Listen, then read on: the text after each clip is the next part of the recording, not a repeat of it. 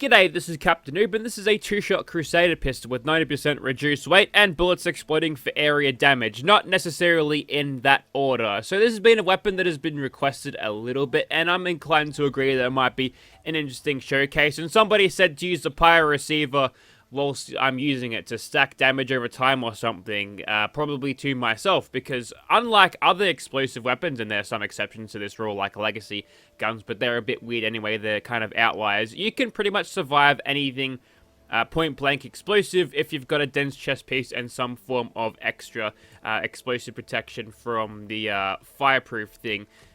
It's in your perk thing. So I'll just go ahead and show I've got fireproof rank 2 and I've got a dense chest piece here. This thing with the Pyro receiver here, it hurts me quite a lot. I also managed to get some fire damage over time, so potentially if you're using the Pyro receiver, you want to chuck on something like an asbestos lined chest piece, and that'll sort out your problems pertaining to the burning damage over time. So we've got to watch our fire a little bit. Now the easiest way to alleviate this issue is simply use a different receiver. The cryo one will hurt you as well, and the Pyro ones. The fusion one is fine, and the 5.56 and the standard are firing standard explosive bullets, which you can be easily not worried about. So if I chuck on the standard receiver just for now, as you can tell, no problem, and such will be for the other receivers except for the cryo one. So we've got to be a little bit careful here, but you know, a little bit of extra sizzle in the video. Will I kill myself with it? Will I not? We shall see very soon. So we're doing 61 and 20 damage right now, and that is at full health because I think I did a stim pack, so that's pretty good. Now, I'm thinking the reason why these things hurt you is because this is being made into splash damage somehow, and I don't have a lot of, I guess, fire resistance at all. In fact, I'm guessing that the ballistic is what is sort of calculated for the dense chest piece. So, you know, when we're firing with this thing and it's got explosive offshoots of its damage, that comes in the form of ballistic, but now there's a little bit of fire, flamey damage along with that. That's actually the Skyrim flame damage, so there you go. So what we'll do is we'll apply some perks to make it better. Obviously, Demo Expert goes on, that's good. It's explosive weapon, and we'll chuck on Gorilla perks, not a chance. We're going to chuck on the gunslinger ones, the ones with the revolver and not the Uzi. Remember that now. And we've also got a little bit of room for Bloody Mess over here. And we've got Critical Savvy, 4-Leaf Clover, Better Criticals, Grim Reaper Sprint. So if we want to smash this thing out and VATS do a whole lot of damage, I only put rank 2 of Bloody Mess on, then that'll be good. We've also got a bunch of Adrenaline as well, a bit of Gun Fu. So if we want to switch targets rapidly, hopefully it doesn't switch on to a target that is too close to ourselves. Don't worry, we've got super stim packs on speed dial, so we'll be right. We've also increased our perception to 15. There's not a lot of perks in perception to help you out pertaining to pistols, so I've got Green Thumb. Gonna pick some nice flowers during this, you know, to put a palette cleansing between the bloody death that I'm going to be dealing with this thing. So I got Life Giver as well, because I've chucked a couple more points into endurance just for that. And we can actually do slightly better if I whack myself into a thing here, because obviously I've got herd mentality. See, there it is. And we've got some decent specials. Now, I'd like to have something like the Eagle Eyes mutation thing, so I get a little bit of strength, but that's more for just carrying stuff around. I think we'll be fine, actually. And now we're doing 115 and 31, and if I shoot myself with this fully spec'd, as you can tell, the damage taken is significant. So we're going to have to watch our fire here, and no pun intended. That's okay, we've got a nice new haircut.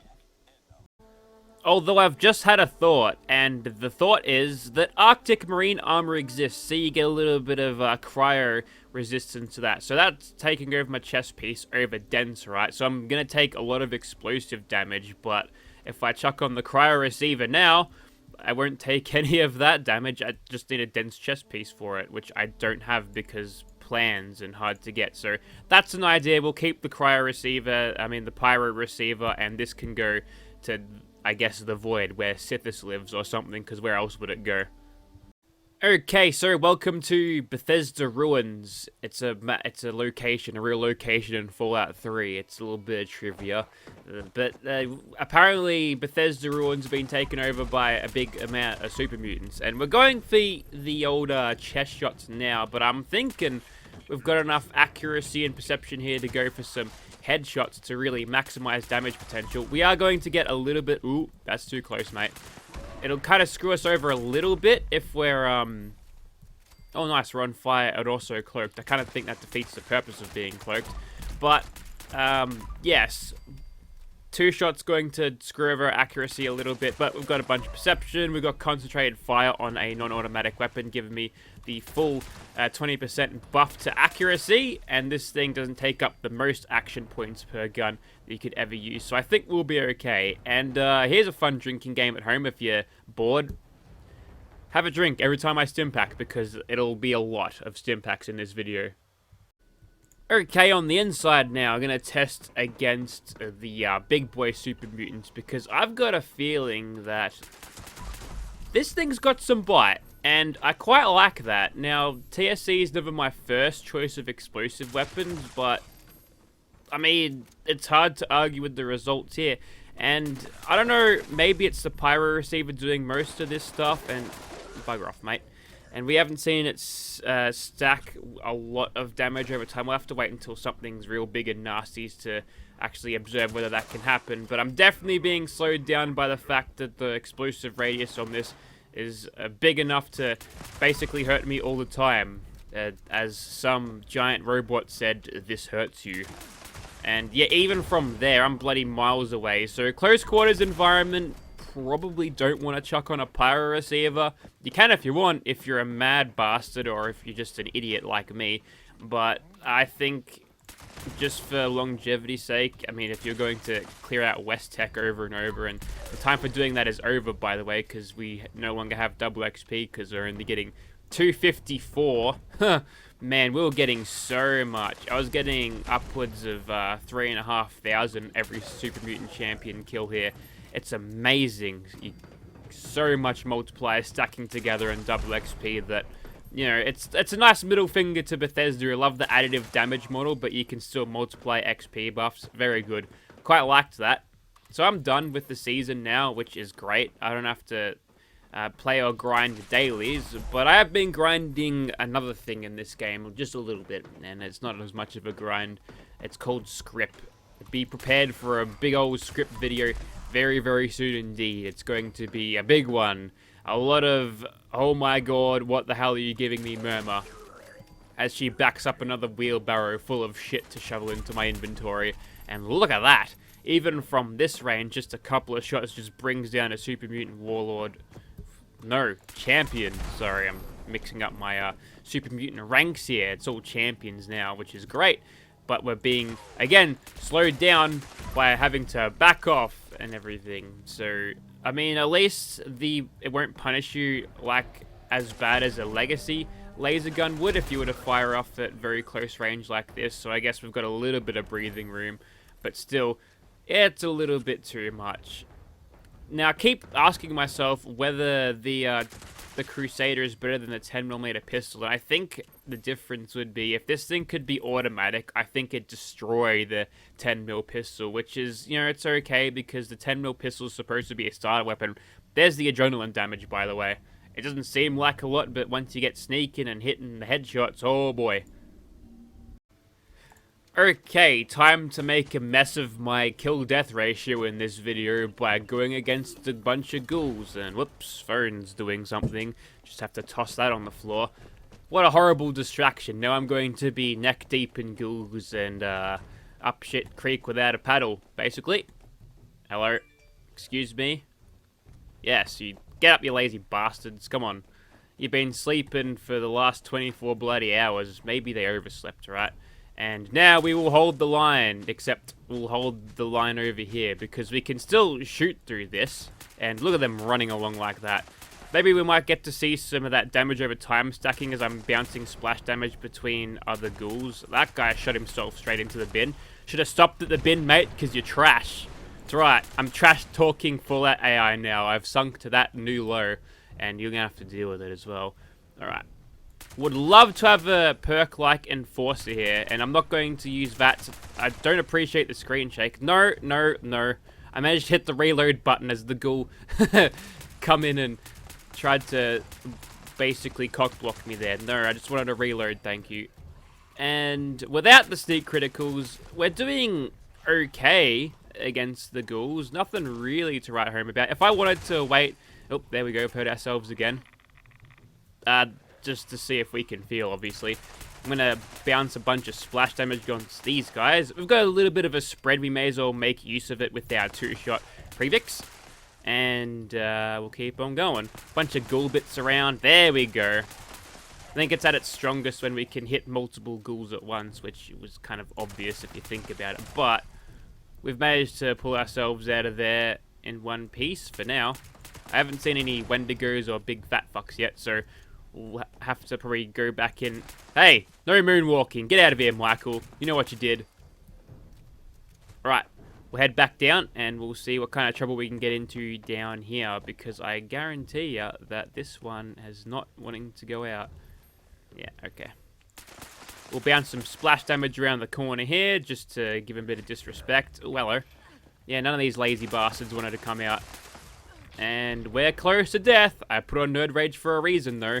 We get the ultimate supreme damage. Also, if I had unyielding gear, this would be great for my old, Oh my god, there he is. Let me just sidestep you there, mate. We'll close that. What are you gonna do, eh? Alright, we've outpathed him now. And apparently he's having trouble running.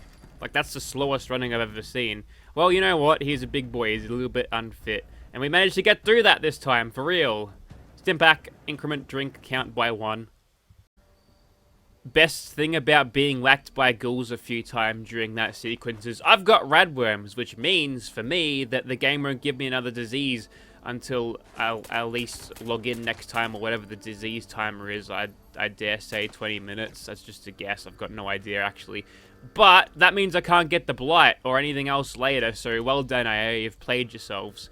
And we'll go back into this, I guess, non-vatsing streak here, and we'll sneak this time, just to see a little bit of that raw damage without the use of VATS, because it can be very easy to exaggerate a weapon's power if you exclusively use VATS, especially when you've got a build made for spamming criticals as much as possible. Did I just see 172 on the splash damage? Hold on, we need to look at this for a second. 77, 161...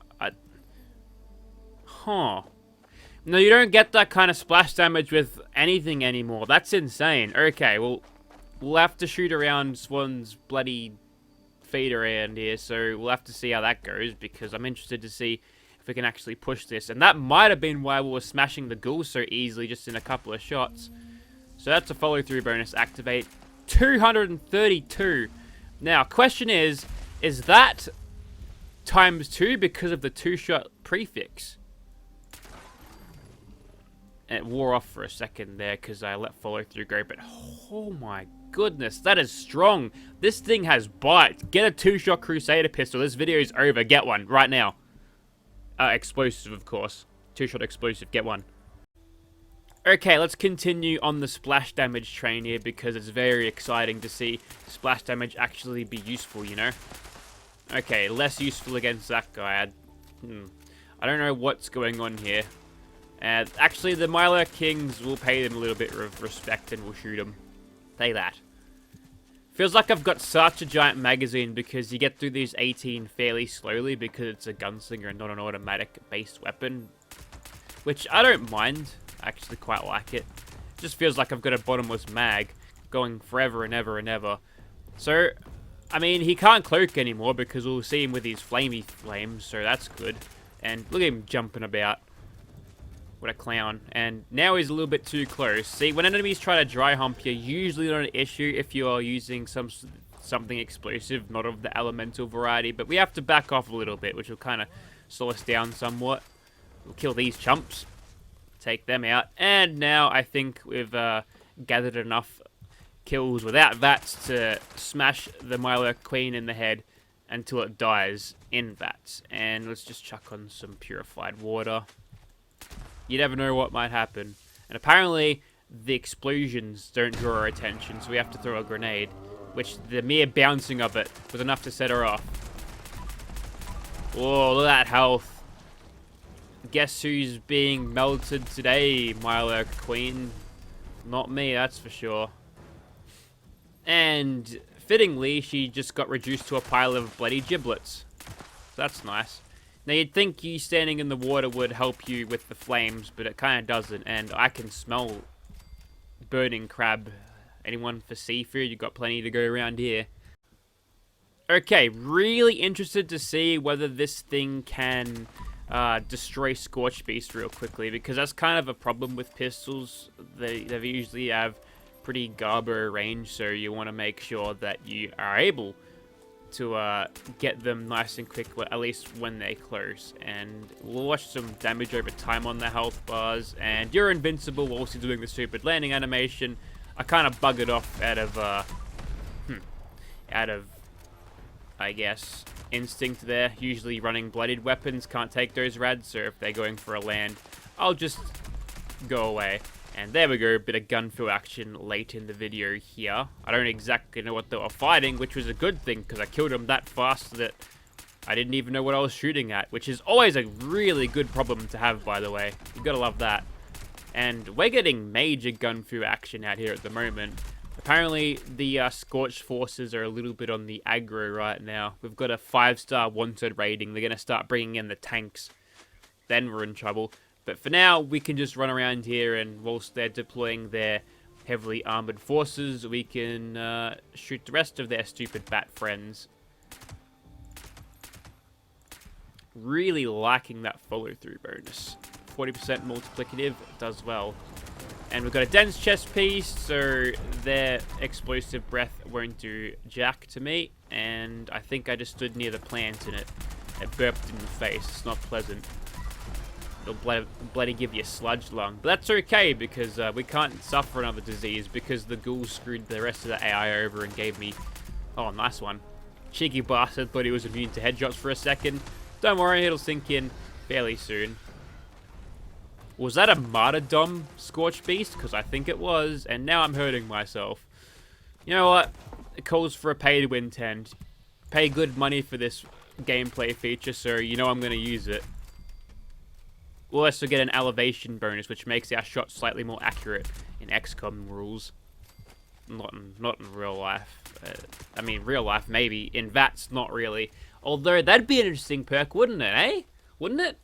Extra VATS accuracy if higher elevation? Wouldn't that be great? That'd be so good. You could rooftop snipe enemies with ease. Look, that's a perk that's actually interesting. That'll change your game up somewhat.